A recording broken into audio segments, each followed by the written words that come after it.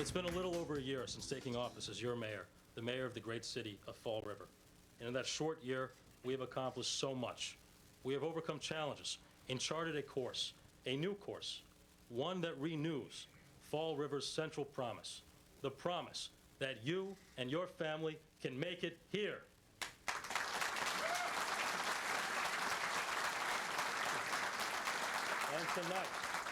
And tonight, it brings me great pleasure to announce to every citizen and every business that the state of our city is strong. That was Mayor Jazio Correa making his State of the City address before a packed City Council chamber at Government Center last night. Good evening, I'm Keith Tebow. Welcome to FRC Media News for Thursday, March 2nd, 2017. Let's get right into the meat of the details of the State of the City address as we are joined on the phone by the digital news editor at the Fall River Herald News, Will Richmond. Will, how are you? I'm good, Keith. How are you doing? Good. Last night, Mayor Correa's first State of the City address, being in the office now for a little over a year. And a lot of what the mayor had to say is some of the things I guess you would expect him to say, talking about some of the accomplishments of his first year in office, eliminating the $120 trash fee for residents, the reorganization of the DCM and the privatizing of trash pickup, adding more money to the city's cash reserves, and also going along with that, the approval of the city's view in the eyes of the bond rating agencies, and also strides made in public safety. So overall, is it pretty much what we expect to hear in the State of the City address?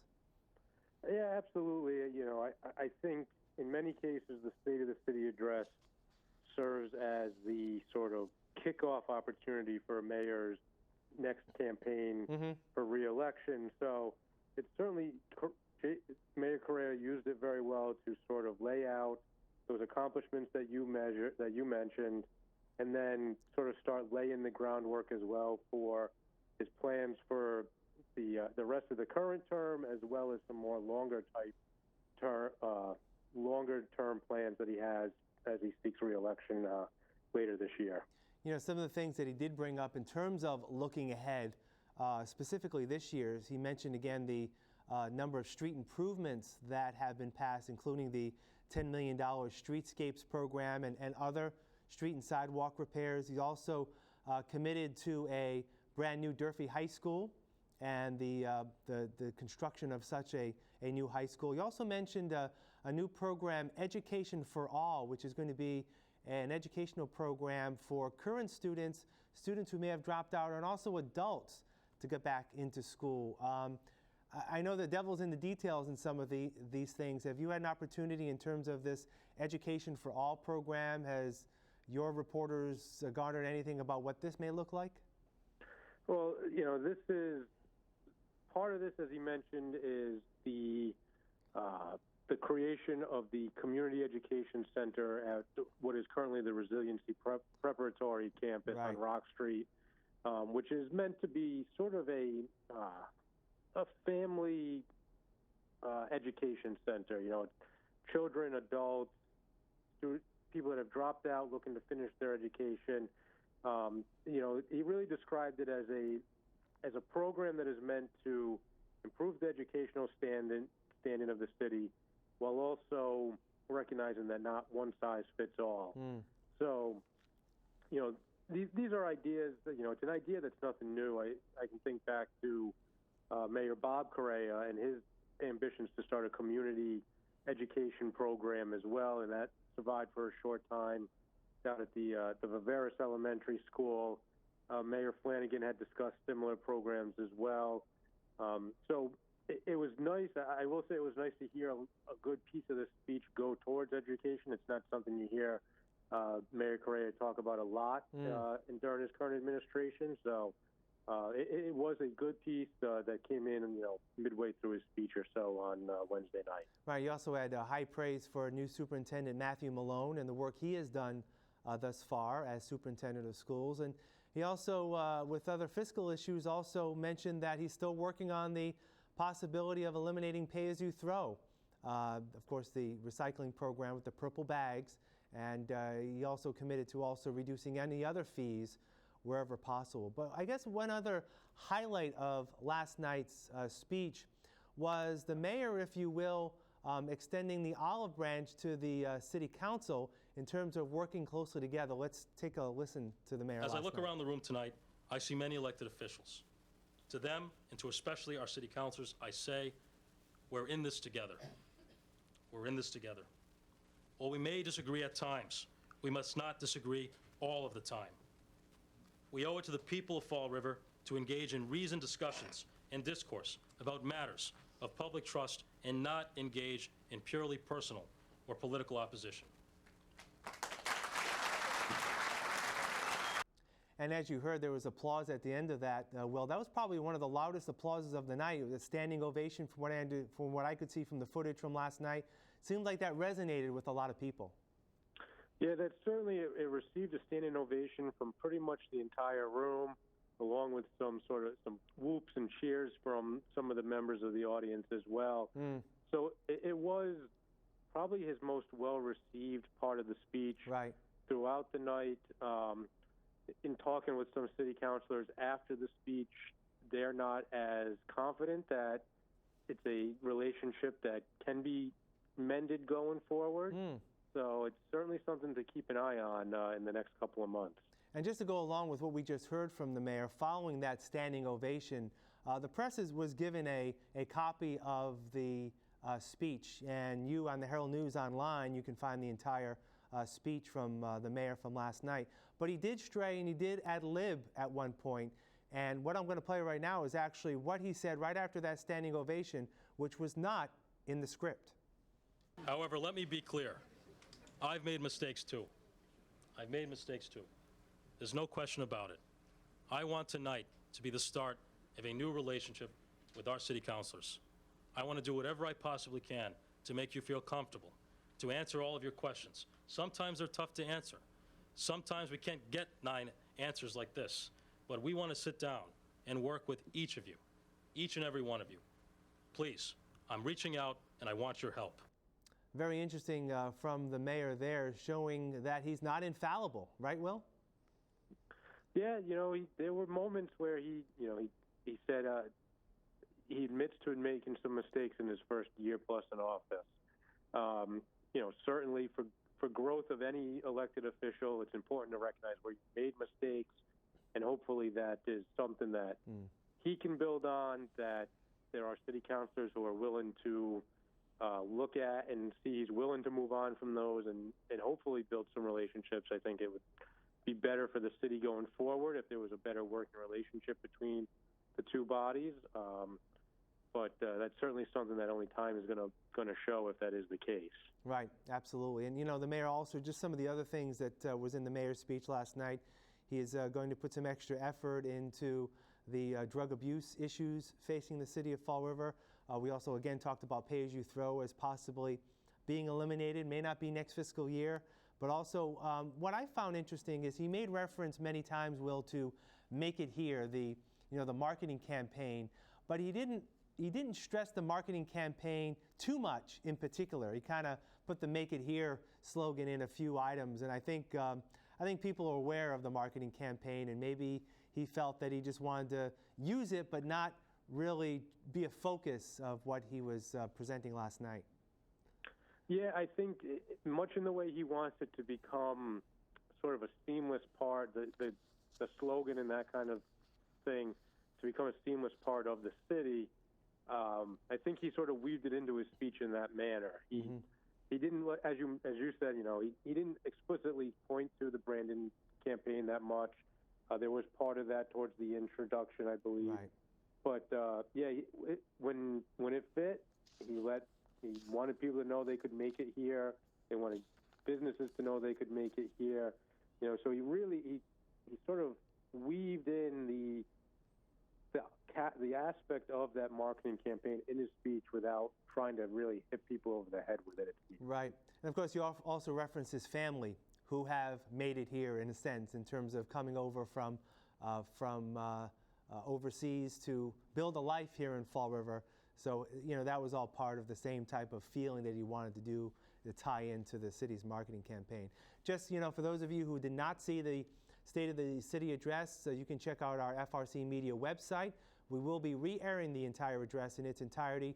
Check our program schedule for more information. All right, well, one other item of note I want to bring in this week actually sort of dovetails a little bit in terms of the relationship between the mayor and the city council. The mayor last week, and I will ask you for some of the details here, the mayor last week called for the city council to meet in a special session on Tuesday night for the purposes of ratifying a new Teamsters contract, and apparently didn't sit too well with a number of councilors, as only 3 of the 9 councilors showed up on Tuesday night, thus not having a quorum, thus no meeting being held, and thus the contract not being approved. Give us a little background, Will, on how the mayor could call this meeting and talk about what happens next with the ratification of this contract. Yeah, so the mayor is able to call for a special meeting of the city council in emergency situations.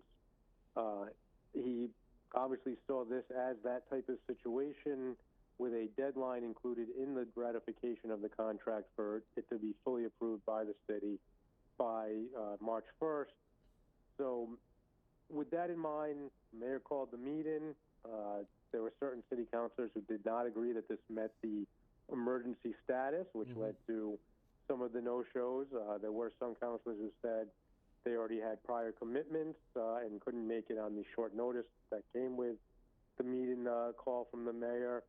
And like you said, ultimately only 3 councilors showed up, and so no meeting was held. In terms of ratification, it seems there's not a lot of clarity in terms of what missing this deadline will mean.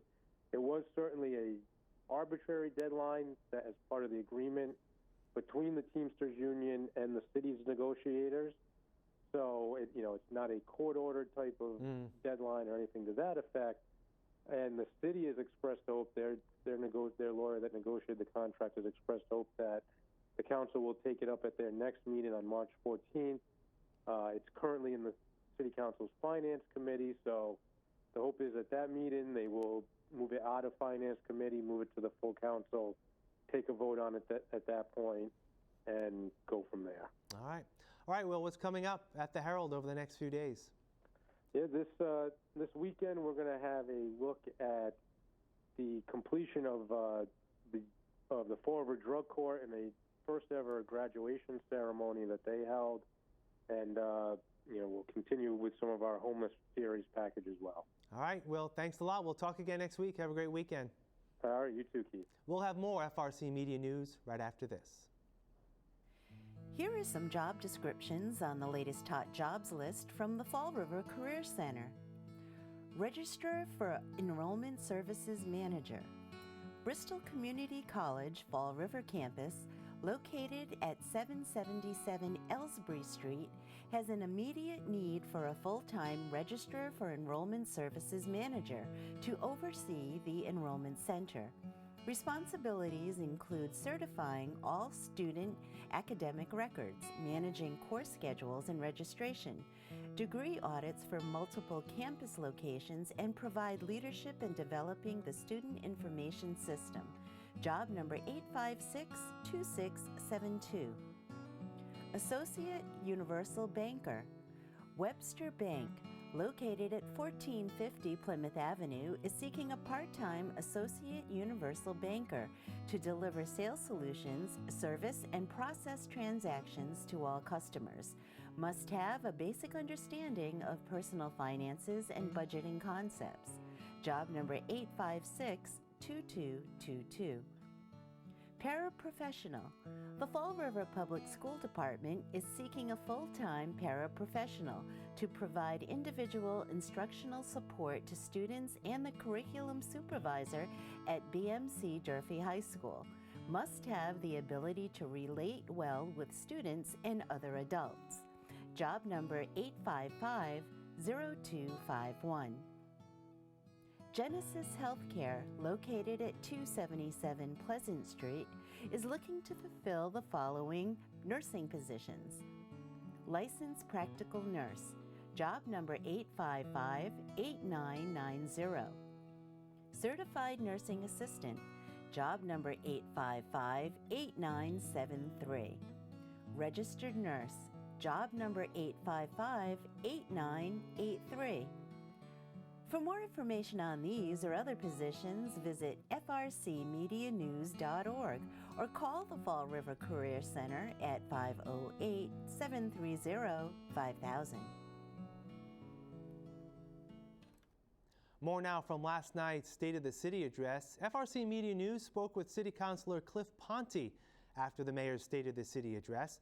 Ponte tells us that he felt the speech shed a positive light on the mayor's achievements. There's a lot of optimism in the room. I feel the energy. The mayor did a great job with his delivery and his passion to lead the city. I'm hoping that over the next couple of months and throughout the rest of this term that we could kind of have a joint effort of kind of improving the relationship between the council and the mayor's office. And I think that's priority number one. Council President Sean Kadim agreed with Ponte about the mayor's positive outlook for the future of the city, but contends moving the city forward will not be that easy.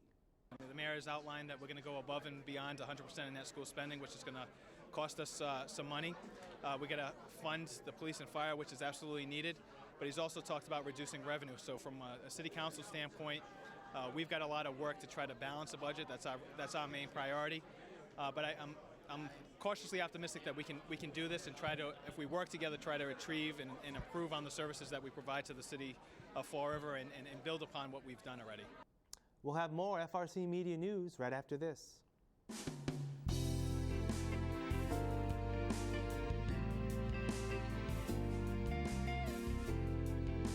Welcome to Hot Dogs and Cool Cats. This is Colossus. He's a recent transfer in from the ASPCA. He's about 10 years old. He's already neutered male. He gets a messy face and you have to clean it up, otherwise you'll see what you get right there. He gets a little raw because he can't clean his own face or doesn't want to, I don't know. You'd think he'd like his leftovers, but he doesn't. He's a very lovable cat, much like a Siamese. He's more like a puppy cat or a puppy dog. And we have quite a few new arrivals from the ASPCA, and we'd love for you to come down and see them. We're open 11 to 4 every day but Wednesday, and everybody here would love to see you come in and say hello. Finn is a 3-year-old pit bull mix right here. She's very, very playful, very sweet. She's good with other animals. Good with most every people, just not very small children. She really likes tennis balls. She can get going really good with playing tug too. So if you're more active, you want a dog that you can kind of play with, maybe roughhouse a little bit. She would definitely be a good pick for that.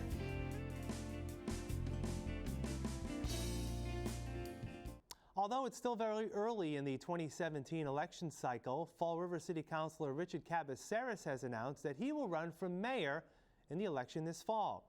FRC Media News caught up with the first-time councilor earlier this week and asked why he decided to run. Well, I think that the city is in dire need of leadership, and I believe that I have the ability to provide that leadership because we need to change our economic development policy in this city. For years, we've been trying to turn our city into a bedroom community, and I think it's important to create middle-class jobs so that way the people here can afford to live in the society that we've created for them.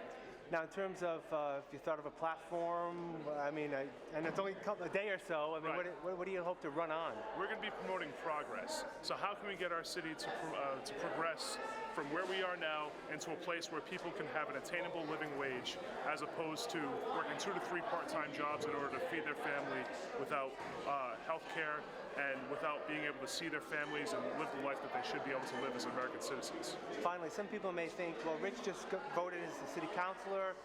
Is this an opportunistic move? Is it something that, you know, why maybe get your feet wet a little more in the council? How would you respond to that? So, you know, I ran for city council not because I wanted to be in government, but because I believe I really could help.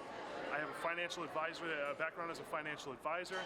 I have a background as a veteran and being a firefighter, and those skills I think are needed. And because of the fact that I was seeing in government that there was a lack, I'm not the type of person who will stand by and watch things continue to fail. I feel that it's important for me to be able to step up and take the reins. That happens. I got in the city council planning on compromising with the administration and other city councilors, and that didn't happen. Unfortunately, we're dealing with Jazel Correa, who is pushing down his agenda as opposed to trying to compromise and make things work for the benefit of the residents of Fall River. And I felt that the city needed some leadership, and I'm willing to step up in order to be able to take those reins. Meanwhile, Fall River School Committee member Gabriel Andrade told FRC Media News via phone this week that he has decided not to run for re-election.